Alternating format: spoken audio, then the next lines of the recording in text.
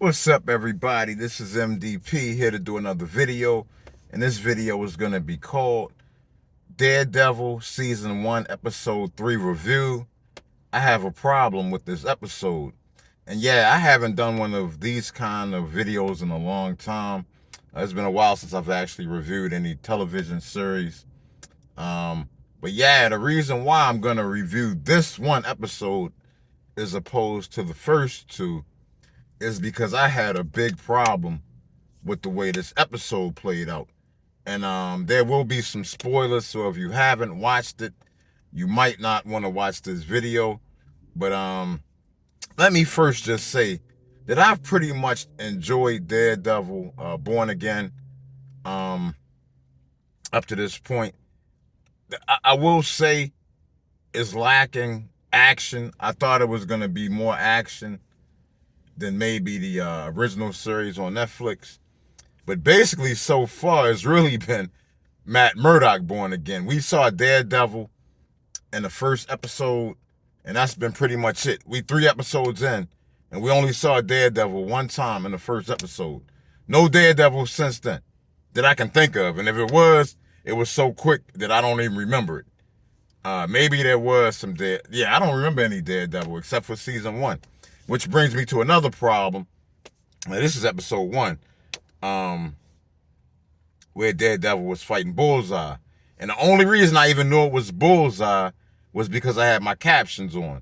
If I didn't have my captions on, I wouldn't even have known I was Bullseye because he didn't have the insignia. And I don't understand why they would have that really serious, intense fight and people not even know who he is. Maybe I'm the only one who didn't know. But I definitely think he should have had his insignia. And that's episode 1, so it is what it is. Getting back to episode 3. Now, in this episode, there wasn't very much action. This you could almost say this played out like an episode of Law and Order. It was pretty much about the trial of White Tiger and whether he was going to be exonerated or whether he was going to go to jail. And I will say that I don't have a problem with that because I thought it was I was kind of on the edge of my seat wondering if White Tiger was going to go to jail or be exonerated. And all of the, they got really good actors for this show. The actors elevate the show, to be honest. The actors are so good. But it was pretty much the entire show about White Tiger and his court case, and it really wasn't. I mean, there were 2 guys that got killed, and there was some back and forth with Kingpin and his wife Vanessa, and who I love to see those 2 as well. There hasn't really been enough. This whole series so far is just Kingpin being mayor, but Kingpin isn't really doing very much, and but I'm gonna tell y'all, I still haven't gotten to my biggest problem with this episode. I could see people maybe starting to turn on this if they don't step the action up pretty soon. Like I said, I don't think people are watching this to see Matt Murdock. As good as Charlie Cox is, and he's amazing, I'm not watching it to see a lawyer. I'm watching this to see Daredevil kick ass. That's why I'm watching this. Now here's where the episode really, really rubbed me the wrong way. Like I said, it wasn't the episode itself. I really enjoyed the episode up until the end of the episode, and I think y'all know where I'm about to go with this. I enjoyed it up until the end. We go through all of this drama throughout the episode, wondering whether White Tiger is going to be saved or if he's going to jail for his life. Whether you can't just kill a cop and get away. You know what I'm saying? And there was a lot of tension based on that. And I love that aspect of the episodes. Don't get me wrong. But you go through all of that. White Tiger gets exonerated. They find him not guilty. He goes back on the street. Dons the White Tiger costume. Goes out, to hunt for villains, criminals, dispense justice, whatever you want to say. And somehow, while he has the White Tiger costume on, somebody just comes up to him, puts a gun to his head, blows his brains out. Now, There's two reasons why I have a big problem with this. I'm going to give you the lesser reason first. The lesser reason is, okay, the audience, we sat through this whole fucking episode wondering whether he was going to get exonerated and all of the tension that came with that, just to have you kill him off at the end of the episode. It's like, why did I even watch the episode? What was the point of watching the episode if y'all were going to do that? Now, that's not even the worst part of it. The absolute worst part for me is that they killed him while he was in his white tiger costume, when he's supposed to have more strength, more speed, better reflexes, more intuition. How can somebody just come up to him in his costume and blow his brains out? Now, if they just had to kill him, which I thought was stupid, but if they just had to kill him, they should have killed him without the costume on. When have you ever seen somebody in their costume just get killed by somebody on the street? Somebody just come up to him with a gun and blow his brains out while he's supposed to be at his most powerful. That made no sense.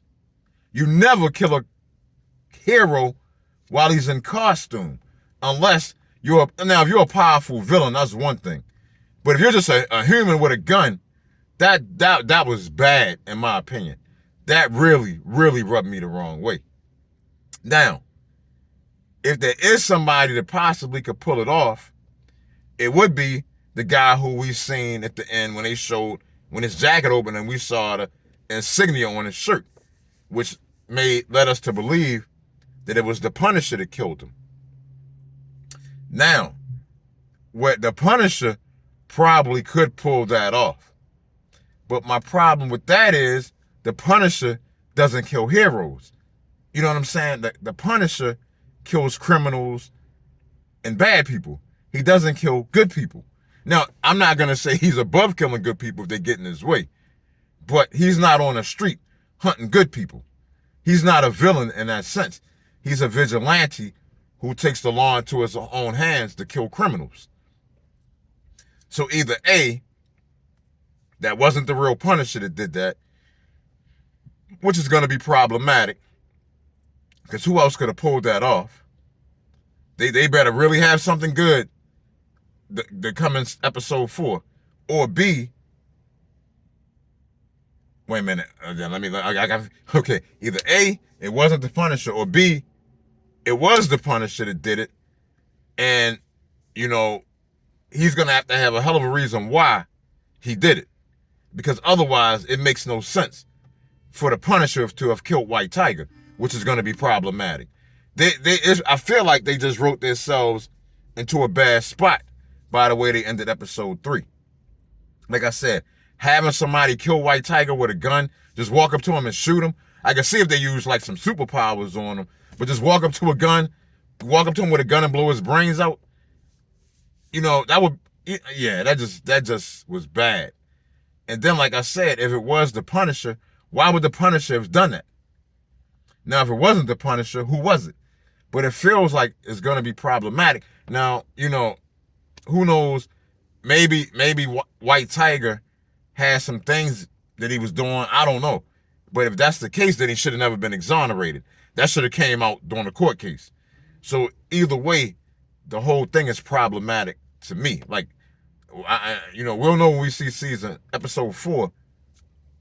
But I don't know, man. Like I said, I don't have a problem with the show. I have been enjoying the show up to this point, all the way up until the end of episode 3. Like I said, to have White Tiger get exonerated, then get killed in his costume with a gun, to me was just piss poor writing. Piss poor writing. Now, I know I got a feeling they're probably looking at the Penguin's success and maybe trying to copy the Penguin a little bit. But the thing is, the Penguin was not based on superheroes and superpowered people. The Penguin is just a regular human. And they made the Penguin more of a gangster series than they made it a comic book series. And it worked really well as a gangster series because people like gangster shows. We all love gangsters. Look at The Sopranos. You know, we like gangsters. So it worked. The Penguin worked really well in that respect. I don't think that's going to work for Daredevil because Daredevil is not a normal human. Daredevil has heightened senses because of, him falling into the stuff and, going blind and all of his other He has radar, super hearing, super smell. He just has super senses. And his regular, combat abilities are heightened as well because of that. So he's not a normal human. The Punisher is a normal human, but he's really not treated like a normal human. He's kind of treated more like a Batman type who can be pretty much whoever he wants to at will, other than Captain America. But anyway, y'all, man, I'm going to go ahead and I'm not trying to go down the comic book well here, but I just really did not like how they ended episode 3 at all. So I would love to hear your take. What do y'all think? Did y'all like the way that ended? Did y'all have a problem with it? Am I just getting old? Man, I know I'm getting old and cranky. Am I just tripping here? Please leave a comment. Please tell me what you think. I would love to hear how y'all feel. Please like the video for me. And if you made it to this point, thank you for watching. I love you all. Peace.